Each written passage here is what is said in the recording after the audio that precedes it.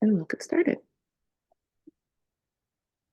So welcome everyone, and thank you for joining us for the third learning webinar in our 1619 Impact Series. The Pulitzer Center is really excited to celebrate 5 years of partnership with the 1619 Project. My name is DJ. I'm a senior program manager on the Pulitzer Center's K-12 education team, and I'm here to give a very brief introduction to the organization before handing things over to our moderator and panelist for today. The Pulitzer Center's mission is to champion the power of stories to make complex issues relevant and inspire action. We do this work in collaboration with journalists, educators, and other organizational partners like the New York Times Magazine and the 1619 Project. I went forward too far. The Pulitzer Center believes journalism can be a key element for mobilizing society, and that the people and communities who engage with systemic challenges actively will find solutions together. So this slide captures our 5 main journalistic focus areas at this time. Our partnership with the 1619 Project sits within our human rights, racial justice programming. And during today's webinar, Making 1619 Accessible, our focus is on making the 1619 Project relevant and accessible for all students. So developmentally appropriate, grade level appropriate, and culturally appropriate for all students. In this session, our 1619 Education Program alumni will discuss the ways they contextualize 1619 materials for their students. And our presenters will be in conversation with our guest moderator, Dr. Padmini Biswas, a lecturer in urban studies at Queens College and member of the 2023 cohort of the 1619 Education Network. Welcome. I invite Dr. Biswas to introduce yourself, and we'll go into our panels. Sure. Thanks so much, DJ, for the introduction, but also for everything you do for Pulitzer Center. It's a lot. And I was just telling DJ yesterday that this work is like more urgent now than ever. So I admire everybody at Pulitzer for doing it. Right. So I am on the faculty at Queens College of the City University of New York. Queens, for people who are not from New York, it's actually the most diverse county on the US mainland. There's no ethnic majority. It's 25% white, 25% Black, 25% Asian, 25% Latino. And it's also about 50% foreign born. And so every semester, I use the 1619 project materials to ask my students questions that I do think this nation is really asking itself right now, which is, what does it mean for each of us to be an American? What are the civil rights that we enjoy every single day that make that life possible, whether or not we're aware of it, like knowing where we can live, what kind of an education can we expect to attain, what kind of job can we get? What will that work experience look like? So that's what I work on with my particular students. And then I also very much ask them to keep thinking about, how did we and our country get here? Like, what was that process? What did it look like? And how through all of that, we still continue to celebrate who we are as parts of our individual communities. So I'm very honored and excited to be here with our panel of speakers who are doing very similar work in their K through 12 classrooms across the country, with, I think, student bodies that are actually very similar to mine, but that in the ways that they're distinct. I definitely think they have lessons for me, even as a college educator. So the particular questions that we're looking at today for our speakers to answer are, how do we make the 1619 project accessible and interesting to our students? And then at a more technical level, what learning strategies have been the best to employ when engaging our diverse learners with the project? So after they make their presentations, we will have time for Q&A from the audience. I'll start off with a couple of questions that I have, but I definitely want to hear more from the people who are joining this webinar. So I will start with Diana to make your introduction, and then I'll call out who comes next. Does that work? Hello? Yeah. Can you hear me? All right, so Diana Rojas. I am in Chicago, and when I first was invited to be a team member, I was doing middle school social studies, which is great. But then when the end of the year organization came out, I was placed into the 4th grade departmental, which is still okay. But then the first week we were back to school, I was told that I was going to be teaching in a cluster classroom, which is a classroom with students with disabilities who are categorized as mild or moderate. And that's who I was working with at the time. Okay. Kim? Hi, my name is Kim Shanahan. I've been an educator for 30 years. 20 of them have been as a kindergarten teacher. And for the last 16 years, I've been a teacher in Lowell, Massachusetts, in a downtown charter school. It's a K1 through 8 charter school. 15 of those years I taught kindergarten. And then last year I moved into a different role. I taught K1 through 8 world cultures. And this year I'm just the primary school K1 through 4 world cultures teacher. The community that we serve, Lowell, is a very diverse sanctuary city, but my charter school is a global majority school. Only 4% of our students and their families identify as white. And so we have students that are first or second generation students from all over the world. And so Lowell, being the second largest Cambodian population outside of the country of Cambodia. We have a large Cambodian, especially Asian population, but we've got 25% of our students come from a variety of African countries. 40% about our various flavors of Latine. And so it's a wonderful place to be. And so the move to be a world cultures teacher is especially exciting. And doing the 1619 project focused while I was a kindergarten teacher has led to a wonderful challenge for me now to see where I can take those 2 units that we wrote and expand them into other grade levels at our school. Oh, that's great. Lowell sounds awesome. Wow. Okay, Amelia. Hi, my name is Amelia Acuña. I'm a 5th grade teacher at Howe Avenue Elementary in Sacramento, California. Our school is one of the largest Title Is in our city, and in large majority, we have immigrant and refugee students, mostly from Afghanistan. And so each year, my classroom has, I think last year I had 21 emergent bilingual students. So the majority of my students are at differing levels. There was like 8 different languages in our classroom at one time. So working at our school, you're just constantly teaching from a perspective of access, no matter what you're doing. And that's the only way I know how to teach. So it was a unique time. I was in the 2023 cohort.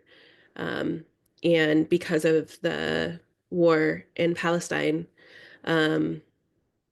it created a deep and unique connection with my students to this project because they made so many connections across these patterns in history. And I really got to see the radical change that it made for students who not only hope to reclassify as English proficient, because they were interested in deeply meaningful content and making those connections. And so it has revolutionized the way that I I view my teaching. Absolutely. Absolutely. Okay, and then finally, Hannah. Hi, I'm Hannah Nolan-Spohn. I'm currently a dual language bilingual education 6th grade science teacher in Berwyn, Illinois. Um, I'm a white woman wearing glasses with short curly hair, and I use she, her pronouns. I learned that accessibility feature from when we were in Teachers College together from some of my presenters. So anyway, I was part of the 2021 cohort of the network with my friend Jody Horde, who teaches 7th grade social studies in Chicago. Her school is equally diverse as lots of the folks on this panel. Multiple languages, multiple nationalities, and students with IEPs. And so the time that Jody and I decided to partner to work on this unit, I was working as a special education teacher in Chicago Public Schools. And we had known each other for several years from Action Research. And she invited me to work on this with her, and she's been teaching it ever since. So I'm looking forward to sharing the unit that we designed together that she teaches. I actually have never taught it, which is kind of weird to talk about, but she teaches it yearly, and I continue to be very proud of the work that we built together. Yeah, that's great. Okay, just before we start our presentations, heads up for the audience, we are absolutely waiting to hear your voices as well. So stay connected by using the chat. That's where your questions would go. If your question is for a specific panelist, please name them in the chat. We'll try to get to as many of the questions that you pose as we can. DJ and Kendra will be parsing it out for me to then pose to the panelists. If you're looking to access the session guide or any other information about the Impact Series, you can get to that through the Zoom events lobby during as well as after the webinar. Okay, so for the next 30 minutes, we're gonna hear about our experiences from our speakers. So the first one is Diana again. And it'll be 6 minutes per speaker. So over to you, Diana. Hello. So these are my students. They were diverse students with special education from the mild to moderate category. You can see some of them were diagnosed with ASD, others have Down syndrome. I have intellectual disabilities. Some were verbal, some were not verbal. Some had hand-eye coordination and could write, and some could not. So these were the students I was working with. And it was the first year I was working with in special education and with these type of students.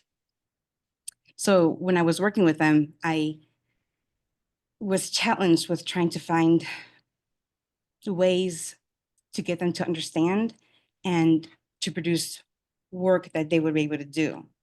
So on the next slides, I have some pieces of work that they did and how the work was differentiated. So we worked with Born on the Water. That was the only book that we used. And we did 1 poem per day. I had a Promethean board, so I would project the book onto the board. We would read the poem, then I would reread it line by line, and we would have a discussion about it. And I would answer their questions. When we were done, I would display the worksheet or the work that they were going to be doing that day in their small groups. And I had the actual copies of the book that they could refer to at their small group tables. So we would do the work on the Promethean board. And once we were done, then they would go off and do their work independently with the help of their special education assistant. If you go to the next slide. So right here, this was a problem and solution worksheet. I don't know if you can see that. But these were the answer choices they had. So some students, they had a field of 6. They would cut out the picture and paste it or glue it in the correct box. Some students used the black and white pictures. The speech teacher made her own and she used it with her students. And then other students right here on the bottom were able to write So they would write their answers out. Sometimes they would ask, for help in spelling. So we would have like a small little whiteboard and we would write it out for them. And then they would do the work. For this one, it was sequencing, first, middle, and end of the book. So we did that on the board, and it was also left on the board so they could refer to it if they needed to. And you can see that the kind of work they did. We had some students who would draw pictures and write the word out. Other students who you can't even understand what they were writing, but they were engaged. And the next slide.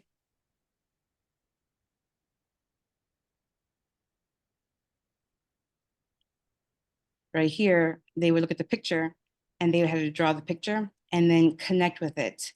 How did this picture make them feel? So they would write down how it made them feel. They had their choices right here about all the feelings. We did SEL in the classroom. And so they would refer to those feelings and they would draw a picture, or they can tell right here on the second picture right here. They would write down their words as far as how it made them feel. I also used the I am from poem. We went to the website. Well, at first I tried doing it in paper, and this was a poem right here, and they had to fill in the blanks. But it was more difficult than I thought. So we just went right to the website. We read the lines with the student, and the student told us what they were answered, and we just type in the answers. So here's what the printout of the poem after having their answers. And this last one was oh no, go back. Go back to the last slide, please.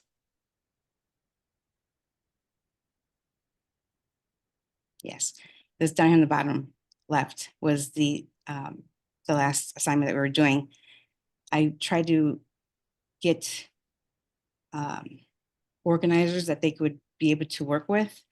So right here, we have some pictures. Students would use pictures or they would write. And sometimes we would dictate what they wrote so we would understand what it is that they were trying to, what their answers were, what they were trying to let us know. So this was differentiated all these different ways, draw pictures, cut and paste activities, dictating what they said, and trying to find an organizer that they would be able to work with. Those are all the differentiation activities that I was able to create at that time with my students. Currently, I work as a special education teacher, but I do inclusion and resource. And so I'm not able to work with this unit, but other teachers, and I'm also at a new school as well, but other teachers have asked and I've shared. But yeah, that's it. That's Thank you. great. Wow, thank you. Kim? Well, as I said, LCCPS, my school, is a global majority urban K-1 through 8 public charter school located in downtown Lowell. The city was founded to build textile mills along the Merrimack River, mills that only were profitable because of cheap cotton picked by enslaved people in the South. It's the perfect location to discuss the conflict between the wealth produced by the mills and the spirit of many abolitionists in Lowell. I want to give a shout out to Carol Arsenault, my World Cultures partner and the author of Unit 2. Our unit's focused on making the 1619 project accessible to kindergartners and in World Cultures to kindergartners and first graders. Unit 1 is a literacy unit that I used the whole book approach to teach young learners the terminology and the concepts of picture book design as a way to understand illustrations and understand complex text. And our project used Born on the Water and a text set of the 5 books that are seen on this slide. Unit 2 teaches students that despite the need for cotton picked by enslaved people on Southern plantations, there were many Lowell citizens and landmarks critical in the anti-slavery and abolition movements. The students analyzed maps and primary sources in their study, and their culminating activity was to create a map quilt of Underground Railroad connected sites in the city. Next slide, please. So I would strongly recommend people to read Melissa Dowd Lambert's book, Reading Picture Books with Children, to learn the vocabulary, terminology, and the reasoning for using that an illustrator might have used as a choice. I scanned each book in the text set and Born on the Water so I could project them on the whiteboard. This helped to envelop the kids with each book so they could better analyze the illustrations. There were 3 basic areas for scaffolding the enslavement content. They include teaching the book terminology, writing prompts and rubrics, and graphic organizers. With respect to book terminology, when the young learners could understand and use the vocabulary of book design, they could better understand what was text really above their understanding ability. For example, the gutter, which is the center seam between the pages of a book, helps to advance or slow the pace of a story. So when you explain the role of the gutter to students, it helps them to feel the joy in the Born on the Water poem, and they danced. Or perhaps to be able to better compare the village of Ndongo on page 3 of They Had a Language with that of the village in Stolen. Another example, knockout type, which is white or light lettering on dark background, sets the dramatic tone on every page of the middle passage, illustrated by Nicholas Smith in Born on the Water. I created a PowerPoint for teaching this book terminology. I also created word cards, and those are available. The word cards are available in the actual unit on the 1619 site, and a link to my PowerPoint is going to be available in the audience materials, the session materials. Writing prompts and rubrics, they were part of the original unit as well. I used the rubrics as a kindergarten teacher. I'm not using them as a world culture teacher because I don't have to assess their writing. I have to assess their understanding of world cultures and the content. And the graphic organizers were wonderful for students. When we were doing Born on the Water, there was a different one for each section of Born on the Water because we took 5 days to teach that. And they used the graphic organizers while we were reading each of the other ones in the text set. But these graphic organizers helped students to retain important information for better discussion. Next slide, please. So Unit 2 was taught initially by Carol in the World Cultures class, and I added some of the content to my kindergarten social studies lessons. The students learned the timeline of the building of Lowell, where significant freedom seekers, abolitionists, and anti-slavery events fit into Lowell's history. So some examples include Frederick Douglass coming to Lowell to give a speech on the steps of St. Anne's Church, and its lower basement was a stop on the Underground Railroad, providing tunneled access to the river. Joseph Cinque spoke in Lowell for the Amistad Mende captives at St. Paul's Church to help raise money for their trip back to Africa. Our school is a stone's throw from Mechanics Hall, where a formerly enslaved freedom seeker named Nathaniel Booth had his barbershop. His establishment was a regular place for abolition group meetings until man-stealers came to return him to bondage. And Boarding House Park sits in the shadow of the boot mill and the adjacent to the home for many of the mill girls who participated in anti-slavery events. And what we were able to do as another way of helping the kindergartners to understand the importance of all this, we partnered with a UMass Lowell history professor to lead a walking tour of all these places. And after doing all of that, we as a class wrote and performed a skit at our African Heritage Assembly called 1619 Project, the Lowell Connection. And here the kindergartners taught the other students about Born on the Water and the many touch points of Lowell in its abolition movements. Last slide, please. So my transition to be the Second World Cultures teacher opened an opportunity to expand our project. And so I differentiated Unit 1 for 5th graders. Now at first, they were resistant. They didn't want story time, quote unquote. But when I began teaching them book design concepts, their views on picture books changed. They were wholly engaged, especially during our days with Born on the Water. So I rewrote the graphic organizer reflection sheets to be more grade appropriate for them. And the result was they culminated our project with mixed media collage. And we found pictures from old National Geographic magazines, social studies textbooks, and we used a variety of realia. They generated lists of words like sold, torture, abuse, slavery, wanted, segregation, and these all appeared on their collage called Enslavement, which is the collage on the left. They also generated a list of words like hope, dignity, ingenuity, pride, courage, rights, diversity that they put on their collage called freedom. And our custodian really was excited. He designed special shadow boxes for them to frame the art. Kind of, he tried to make them reminiscent of ship wood. And their project is a source of pride for the 5th graders, and it's an inspiration for all of the students who begin the 1619 unit, and it's a regular stop for visitors who come to our school.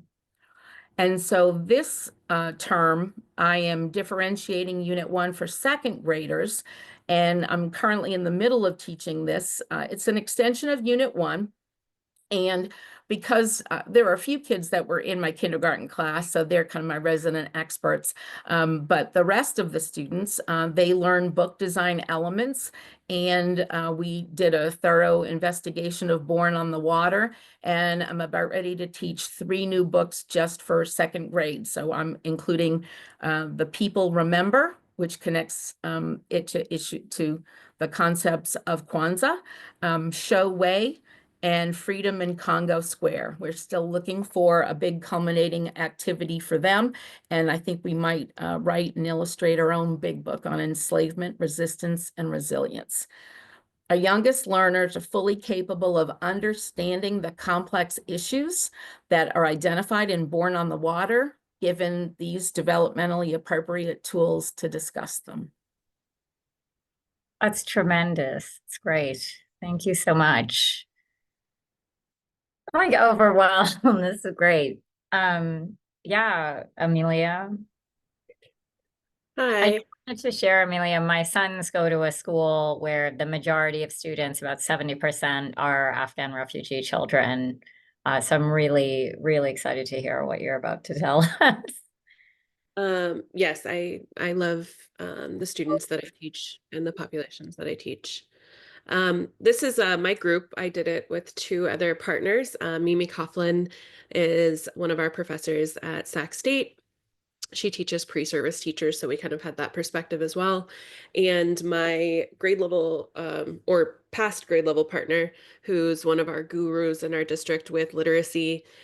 She's a letters facilitator, and we're both letters trained or training, and as well as equity liaisons in the district. And so ours is from a perspective of not just English integrated ELD, but also designated ELD, and breaking every piece down and having every single piece of those literacy pieces in each lesson, so that our kids can access it. So we were teaching these to 5th grade students, are teaching them if you want to get our unit of study, that's our QR code, if you wanted to look at it while I'm talking. That's heavily based in the research of Dr. Alfred Tatum. I would highly recommend it. That's a QR code for that book. He teaches from the multimodal model and also using Goldie Mohammed's model. And so he did research that looked at struggling readers, right? We have a literacy crisis in our country. And one of the things that he found in his years of research was that children would be given very simple 1 to 2 sentences of actual text per day to review. And for many of my students who struggle with reading, they check out. They're not interested. They give up. And so his was to he found that by offering the complex text, the complex topics through this model, but using all those different literacy pieces, that he saw just a huge growth. And so we have a whale of a unit. We did it in 3 different eras, and we anchored each era with a mentor text. So we started off with a colonial era, we have a civil era, and a modern era. Next slide. So embedded into each era, I am GLAD trained. Basically, GLAD is a whole body learning model for English language learning students, but honestly, it benefits every single student in my classroom. And it looks at all of the cognitive, linguistic, and emotional needs of all students. And you can see a picture of my students actively using them. So each of these pieces we create together, and that really changes the way that they use it, because so often in classes you see teachers making anchor charts, but the kids don't reference them because they don't connect to them. And so in these, we not only build them together, but we come back to them and process them over and over again. So each piece of text is processed over and over again. All the vocabulary is repeatedly gone back to. Next slide.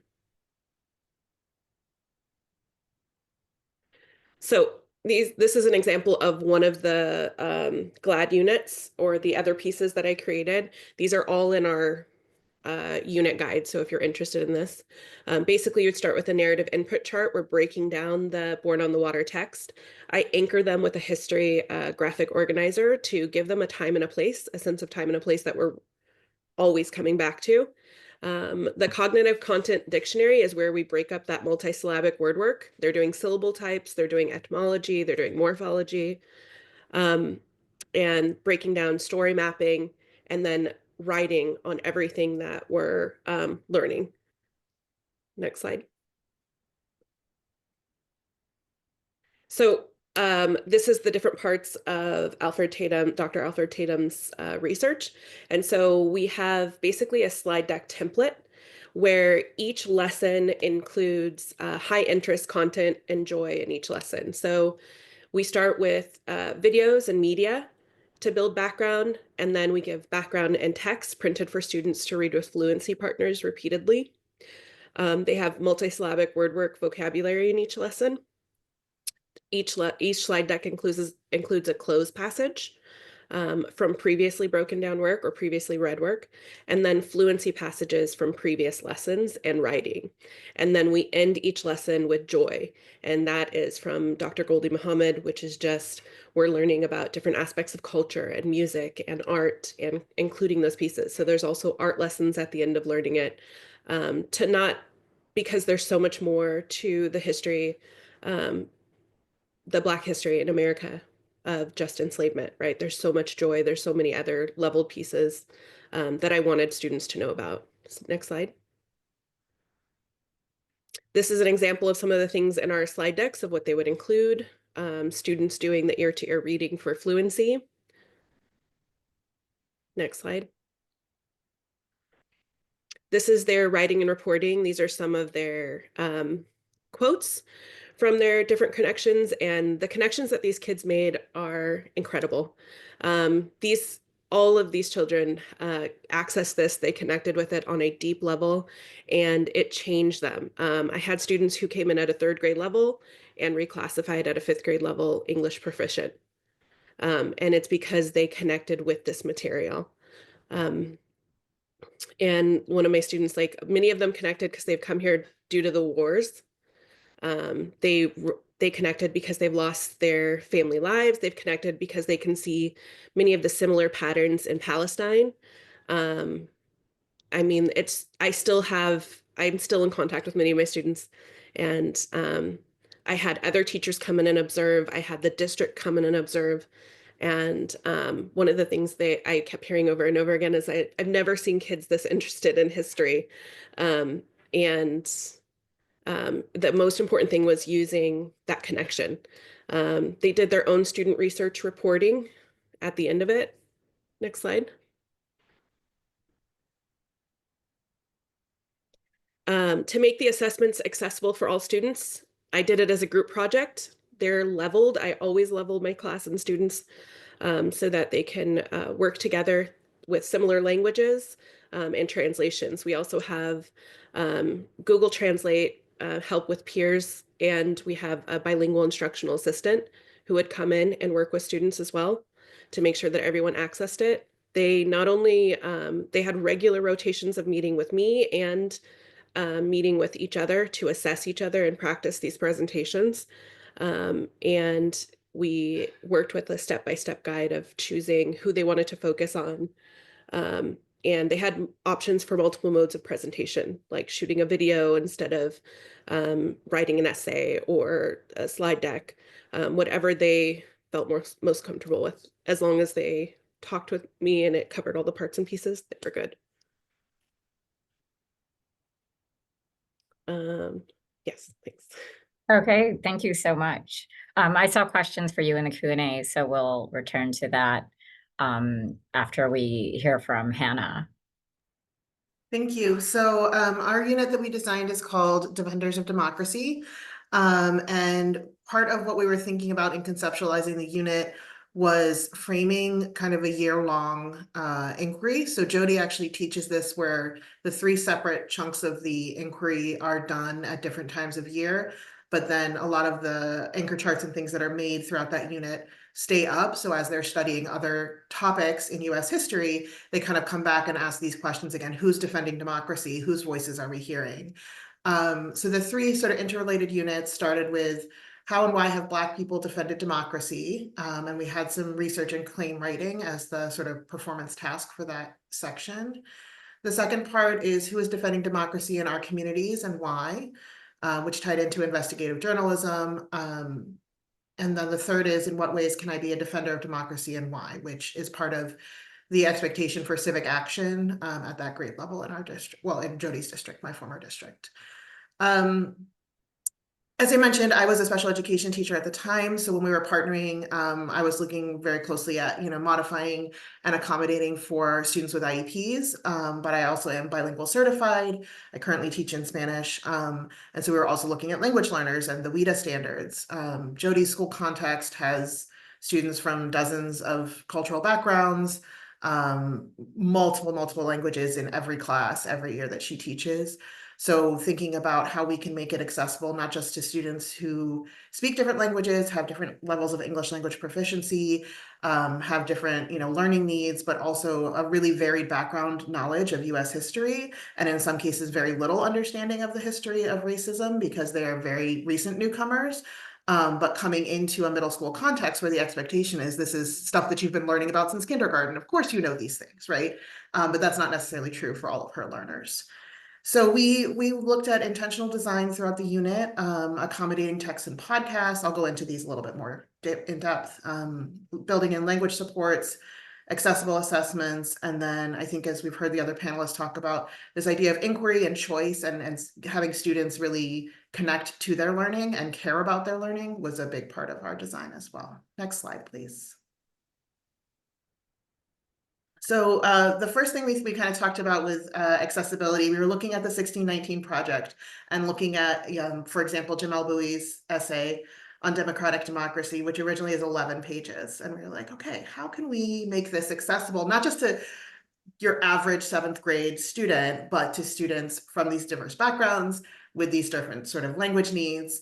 And what we ended up doing was kind of paring the claim down to 2 sentences and then having the students deeply, closely read, reread, analyze, pull out words, talk about what is legitimacy, what is democracy, what is reactionary. And these 2 sentences, we think, really encapsulate what the entire 11 pages is talking about. So the students were still able to access this very sophisticated concept, but without going through the labor of trying to read a text that is, not at a 7th grade level, let alone at a level 1, 2, WIDA language score. So that was one of our ways of making the text accessible. Next slide, please. The second one, I'm always interested in having students have multiple media input. And of course, the podcast episodes are a fantastic resource. So we pulled episode 1, The Fight for a True Democracy. And what we did is we went through and we listened to it into kind of chunked sections. And then for each of those sections, we highlighted key vocabulary that we would pre-teach that was going to come up. And then had a graphic organizer, so they would listen to, like you can see in this excerpt, approximately 10 minutes, and they had a space to kind of write reactions, connections, and questions, and then we could pause and discuss, what do you think the author is claiming here? What's your understanding before going on to the next section of the podcast. The other place that we added in more accessibility was to play the podcast at 75% speed rather than at full speed, just to allow more time for auditory processing. Next slide, please. Because we're looking at students with varying levels of English language proficiency, and they did not always have a same language peer in their classroom.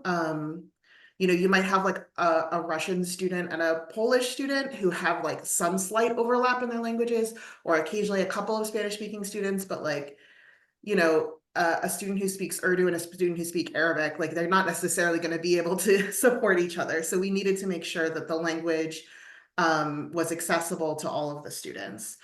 We did a lot of interaction strategies, which is part of what you do as a bilingual teacher, such as the human graph and 4 corners. A big part of our input was images. We had image collections, video and audio as ways for the students to access some of the content.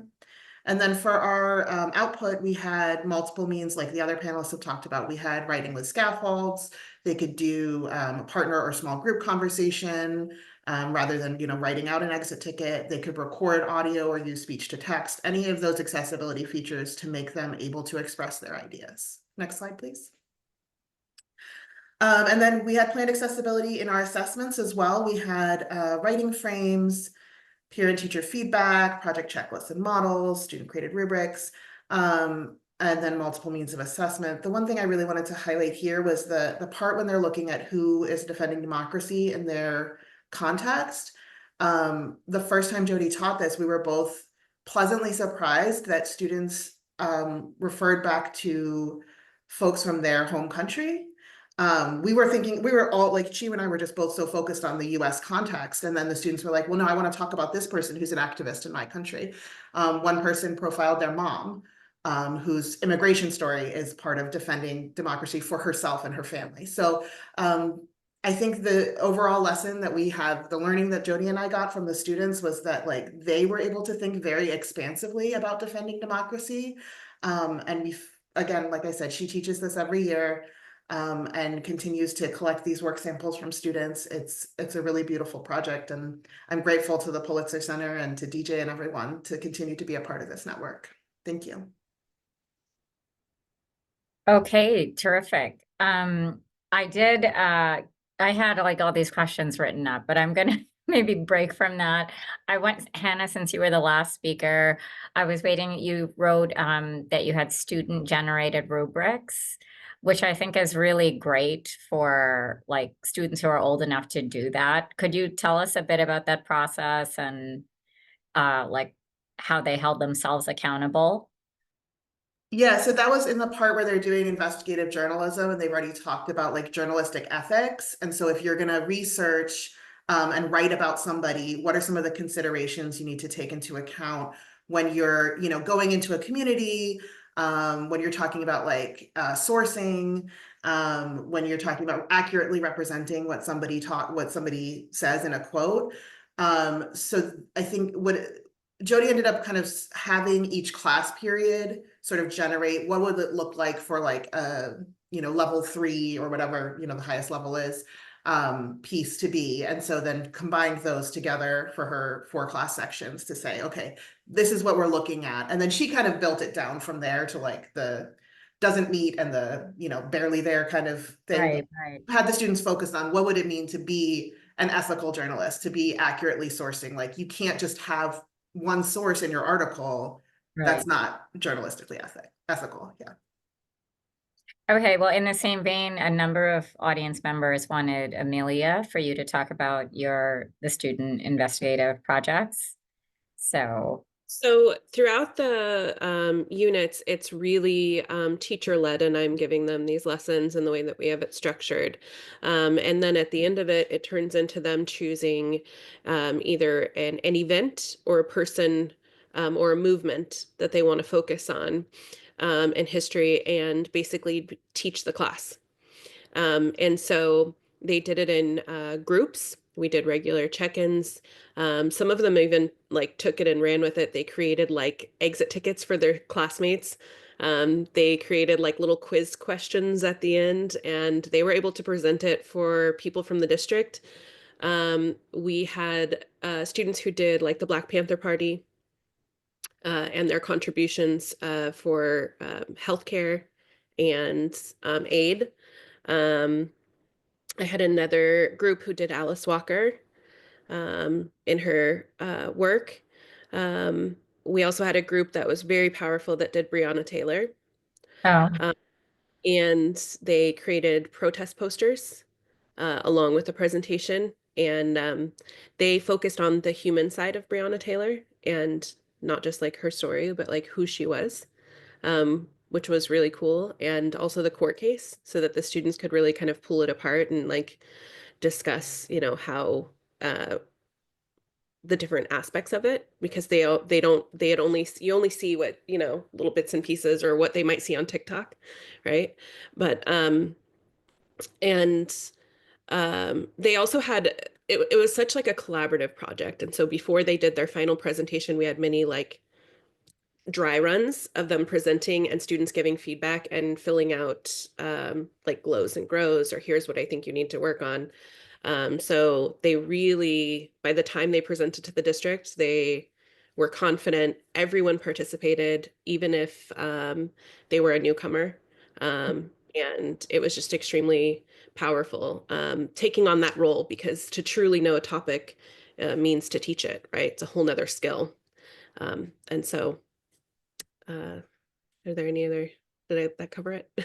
yeah, well, yeah, that covers what I've seen. I did want to ask if maybe we could just go around, is if you could each share what were the biggest challenges that you faced teaching this material. Because I know it's because I deal with a much older student body. Many of them are working adults, and so it's like a very different one set of challenges in terms of getting them to engage with the material, but also like the interpretations that come out. So, but I'd like to hear from you all, especially considering like some of yours is like the youngest learners. Well, I know for me, I think given that there are so my children and their families come from so many different countries and cultures, that the idea of talking about race, racism, slavery, just the general content, there was a question about how the students might respond, and also how parents might respond. And because, you know, when 5-year-olds go home and talk about what you're talking about, they don't always say how you talked about the different things. And so there needed to be kind of a precision of language, but also keeping it real for kids. And I'm the kind of person who talks to them not like they're 5 and 6-year-olds, but also being cognizant that they're 5 and 6-year-olds. So I think the complexity of the issues and being respectful from a cultural standpoint, that was my biggest challenge. I did just want to add, so I teach labor history as well. And I know that Lowell, much of the labor in the 19th century, it was white immigrant kids. And so I don't know if that's something that within the scope of your curriculum, you're going to cover it. But when I learned about it, I was like, wow. Wow. Well, yeah, there were a lot of 8-year-olds who worked in the mills, and my school is actually in an old textile mill. And so they've learned that ours used to be a a shoe factory. wow. And so kids their age were walking up and down the halls and losing limbs and digits. Exactly. Exactly. So yeah. Right. Would anyone else can speak to challenges that they confronted and or continue to confront? I mean, I'll just say briefly that one of the challenges was when students wanted to choose their favorite like YouTube celebrity as a defender of democracy, like Mr. Beast defends democracy because he passes out millions of dollars. It's like, is that what that okay, right? And so like this is the danger when you give children choice and they're teenagers. Sometimes they're going to choose something that seems like way off track, and so just embracing it and being like, this is part of the journey. They don't have to get it right the first time. They can make the choice that they want to make, and we can talk about, all right, defend your claim, tell us exactly Right. how, right? Right. But like that can feel like, oh, you're not taking this seriously, and yet at the same time, to that kid, maybe that is serious, right? That is important. That is what they're consuming all the time. So Right. Right. No, it's totally true. One thing that we really struggled with at our school site, me and both Jenny, is there was a lot of racism from our Middle Eastern students towards our Black students. And so there was like for longstanding problems at both schools with racial slurs. Very early on, constantly hearing like the N-word being thrown around, and so one of the biggest things that we were concerned about was like, how can we have them make connections to each other, because their oppressions have very similar patterns, right? And so that was something that I just continued to connect with each lesson. Like, how does this connect to something you've experienced or your family has experienced? And it really changed. I had like a core group of boys, and there is a lot of, even at a 5th grade level, a lot of brain rot, racism, and misogyny that they're getting online, and some at home. And so this unit truly just changed those kids, and made some true connections, because if they really understood what dehumanization was, and that it can happen in any group and has happened. And so that's something that we struggled with and has gotten markedly better. Mm-hmm. Mm-hmm. Diana, do you have something to add, or? I think I wondered what I was planning on doing was writing the unit and having another teacher teach it in like 4th grade. But I decided to go ahead and continue on with my group of students. And I wondered if they would really get anything out of it. But when like we were, in the middle of the unit and we were towards the end of the day, and all of a sudden they would ask a question. And I'm like, oh, wait a minute, they're thinking about what we did this morning. And, that encouraged me to continue and, go deeper into it. Mm-hmm. Excellent. Okay, well, we have 5 minutes only left, so I'm going to turn it over to DJ. But again, my sincerest appreciation. Really honored to be in the same room with you all. Yes, thank you all so much. So Kendra and I work with these units and build them, and I still feel like I learn something new every single time someone presents them. So really appreciate that. And thank you to our audience for these questions. I do see one here, about plans to continue assisting teachers in this current political and cultural moment. And that is something we're always taking feedback on. This network program came out of teacher feedback. When 1619 was published, we shared some materials of our own, but teachers were saying, we want to be connected with others who are doing this work. And I believe that these units are a great show that this work can be done well. It can bring students together, is not divisive, all of that. So that's part of why we're doing these panels. If you have thoughts about what teachers will need going into next semester, next school year, moving forward, please share those in our feedback survey. Please reach out. And we will in continuing our series, have another webinar in 2 weeks on sort of the centering joy, which was also touched on here, and helping this work be one that is supporting your students emotionally. And we have a impact series workshop in December where folks will be presenting about how they did this work in different contexts. Some classroom teachers, but also as community organizations. We have an art museum in the Western Kentucky, right, who is taking on this work because it's difficult for teachers to do it, and partnering with teachers to do it, and really committed to bringing their community into the conversations about legacies of slavery in their Kentucky community. So that is another event to consider coming to if that's a question that you have and you want to think about, if I'm not able to do this work in my school, how else can I be doing it? Who else is doing it? I think that's a good space to visit as well. So thank you for being here. And the recording will be available for you to return to as well the materials. I think the chat should be available too. I see a comment in here about that. So in the Zoom lobby, you should be able to find this recording, the chat, and the recordings from the previous 2 sessions if you were not able to attend those live. Thank you all. Thank you.